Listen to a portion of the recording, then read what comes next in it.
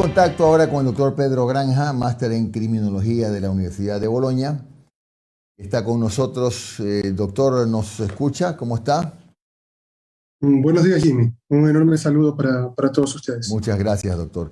A ver, el tema con el que íbamos a empezar era el análisis del dictamen de la Corte Constitucional sobre la Ley Orgánica de Educación Intercultural. Pero en el camino ha surgido otro que es de tremenda importancia y desde mi modesto punto de vista no es un asunto solo de Afganistán, es un asunto que debe preocupar al mundo. Lo que ocurrió ya con la toma de Kabul por parte de los talibanes, lo que significa asumir el control del país. ¿Qué significa esto que el mundo está viendo con expectativa?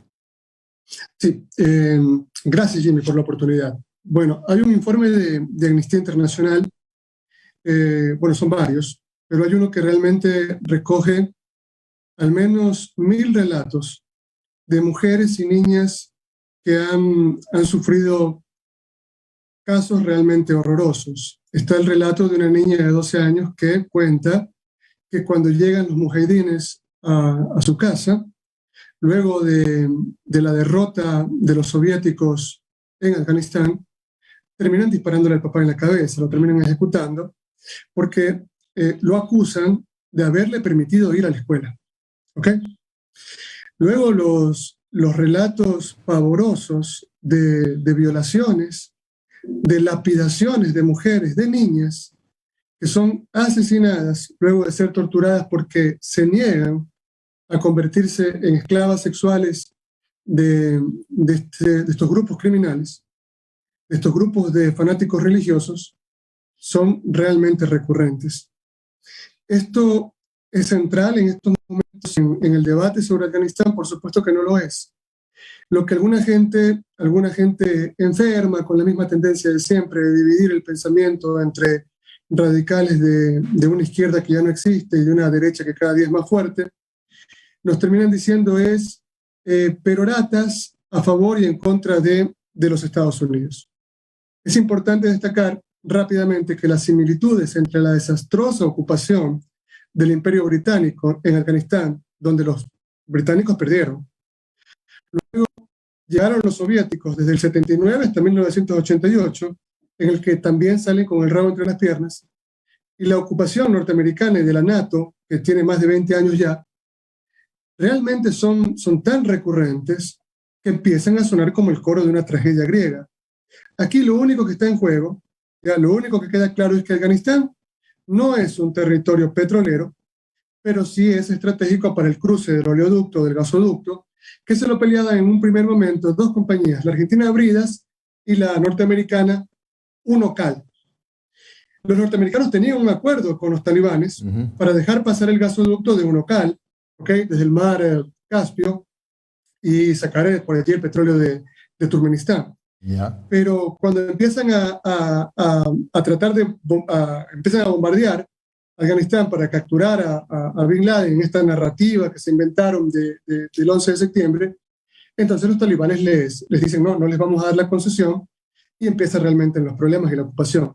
Ahora han llegado a un acuerdo, de esto no se habla en ninguna parte, llegaron a un acuerdo norteamericanos, italianos, franceses, belgas, alemanes, ingleses, en Doha, en Qatar, en febrero de este año, para que los talibanes les permitan pasar los gasoductos que a ellos les interesan y que no los pueden sacar por Teherán.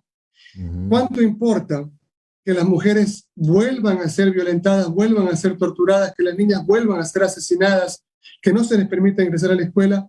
Pues no les importa nada.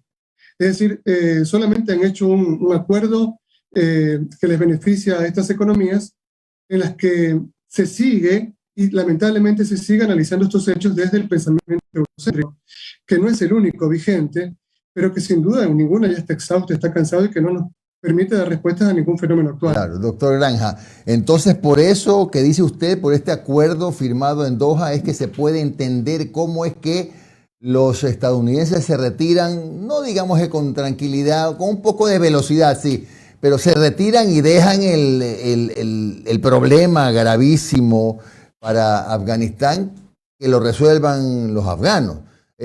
Ciertamente, pero además Sí, Biden sí. no se quería convertir en un nuevo Nixon. Ujú. Entonces, no quería seguir en una guerra en la que han gastado 825.000 millones de dólares Ujú. y que tiene el repudio de más del 90% de los norteamericanos. Entonces, se retira estratégicamente, pero no porque ha sido derrotado por un grupo de sujetos que van en zapatillas, mientras estamos hablando del ejército más fuerte del mundo, que es el norteamericano y que además está apoyado por la NATO, por la OTAN. Ujú. Se retira después de haber conseguido lo que ellos querían. Es decir, que les permitan el precautelar sus intereses, que son los intereses de un local, y luego basta. Claro. Ahora lo que hay que ver con preocupación es cómo se van a desarrollar las cosas fundamentalmente para las mujeres y niñas que quedan allí, Claro. en manos de este grupo de salvajes. A ver, doctor, y en esta misma línea, ¿y el papel de Donald Trump no fue parecido? Porque el inicio del retiro está marcado en los calendarios, fue en la época de Trump. Claro, quizá menos estricto, pero no sé si guardan relación con lo que ha hecho Biden. Hay un principio maquiavélico, nunca interrumpas a tu enemigo mientras se está equivocando. Y los informes de inteligencia de China, que es el imperio más imponente en la actualidad, les guste o no a algunos, decían claramente que con la ocupación norteamericana y de la NATO en Afganistán, estaba condenada al fracaso, estaba condenada a la derrota, porque nunca recibieron el apoyo popular de nadie. Es decir, duele de llegar a la conclusión de que esta gente que está ahora, que ha tomado Kabul, que ha tomado Afganistán, que derrotó a los soviéticos, que antes había derrotado a los británicos y que está haciendo salir a todo un imperio, fundamentalmente al imperio europeo, es la gente que quiere en el poder los nativos. Entonces, cuando se habla de democracia, evidentemente uno empieza por plantear qué es lo que quiere la gente que vive en un territorio determinado, por qué quieren ser gobernados. Lo que nos lleva a una preocupación es cuánto van a respetar los derechos humanos el coto vedado en estos momentos. Pero evidentemente esta lectura ya la tenía Trump muy clara cuando empieza a liberar prisioneros talibanes y cuando sabía perfectamente que la presencia norteamericana allí y la presencia además de sus socios europeos era, en términos estrictamente económicos, que lo único que le interesa al neoliberalismo, era contraproducente. Cuando ya Trump sabía que se iba a dar el acuerdo. ¿El acuerdo para qué? Para que pueda pasar el gasoducto, no por Teherán, que para ellos es un problema, no por el lado de los kurdos, que para ellos también es otro problema, sino por el lado de Afganistán, que es la salida más rápida y menos costosa, siempre y cuando tengan un acuerdo con los talibanes. Es decir, entonces, es un tema estrictamente de economía, en el que matar gente, en el que el sufrimiento de miles de personas en estos momentos no les ha interesado nunca, porque recuerde usted que el neoliberalismo, le guste o no a mucha gente que nos está escuchando en estos momentos, consiste únicamente en transferir dinero de la gente más débil a los bolsillos de las grandes empresas transnacionales.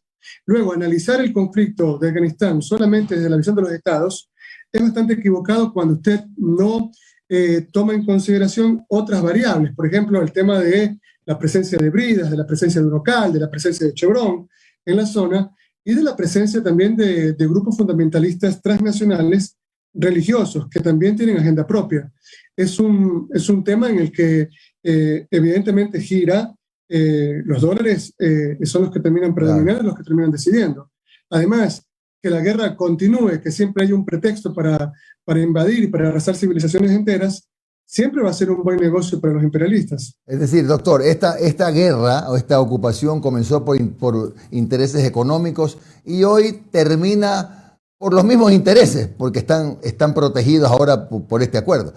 Y no sé si sea demasiado, no sé si sea demasiado extremo decir que en este momento Afganistán queda en manos de los talibanes y allá que se les arreglen como puedan, ¿no? El mundo ya no mira a Afganistán.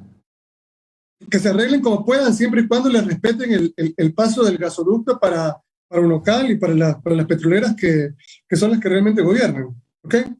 Cuando no respeten el acuerdo, porque de aquí a 2 años no se sabe cómo van a reaccionar los talibanes. Son gente bastante bastante particular, bastante inestable. No se sabe cómo reaccionarán. Además que tienen el apoyo, siempre han tenido el apoyo económico de Arabia Saudita.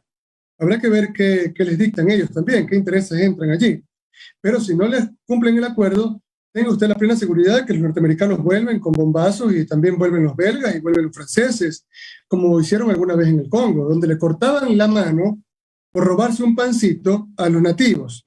Ellos, los que se robaban el país en peso. Mire usted qué paradoja, ¿no? Doctor, ¿cómo está? Le saluda Londra Santiago. Buenos días. En este mismo tema, para no desviarnos, ¿qué pasa cuando los derechos humanos se encuentran con la religión? Le pregunto porque recién en 1991 las mujeres fuimos sujetas de derechos, fuimos sujetas políticas. Antes eran derechos del hombre. Después pasaron a ser los derechos humanos. Tenemos derecho a la educación, derecho a la salud, derecho a la libertad de expresión, etcétera. ¿Qué pasa en Afganistán? ¿Qué pasa con esas mujeres que ahora mismo está viendo las noticias que ya no pueden acudir a la universidad, que tienen que resguardarse por todas las cosas que van a pasar, violaciones, y no solo hablando de la educación y la salud, violaciones físicas, violaciones, maltratos, etcétera? ¿Qué pasa entonces y qué puede hacer un organismo de derechos humanos ante todo este tipo de violaciones? Sí, primero vale decir que ningún derecho fundamental es absoluto, ni siquiera la vida lo es. Luego, sí, efectivamente hay un derecho supremo que es el derecho a la libertad de culto, a la libertad religiosa. Pero le quiero recordar rápidamente un caso, ¿ok? Porque yo trato de hablar con hechos concretos, no con suposiciones. Una señora llega a un municipio muy pobre en Colombia con un niño de 6 meses en sus brazos. Le dice, señor, el niño se está muriendo.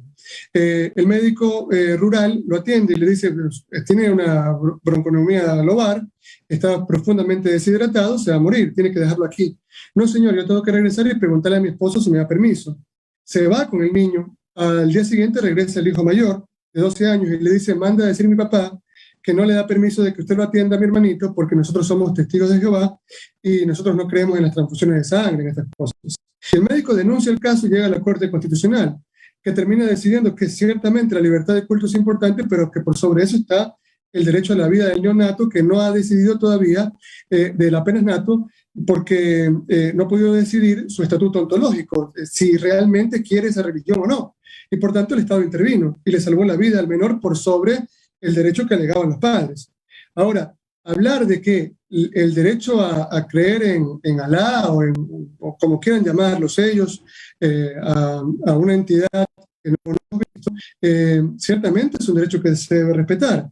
Pero esto no puede justificar de ninguna manera la tortura, la venta, la obligatoriedad de de reducir a la prostitución a las mujeres y de impedirles que ejerzan derechos básicos. Luego, usted sabe perfectamente que no existe ningún movimiento más revolucionario, más impactante en estos momentos que el movimiento de las mujeres. Quien se niega a aceptarlo es un idiota, y quien diga que es un movimiento débil es doblemente idiota. Creo que aquí lo que vendrá es una presión internacional, sin duda, de la gente que aún ama la vida, de la gente que aún la defiende con mucha fuerza, para que esta gente que ha regresado al poder en Afganistán al menos respete las coordenadas básicas de una civilización. Es decir, que ellos crean en ellos que quieran creer, que sigan en las guerras que les dé la gana, que hagan acuerdos con mafias transnacionales como quieran, pero tienen que permitir, tienen que entender que las mujeres tienen un estatuto ontológico que está mucho más allá de verlas como una cosa mostrenca.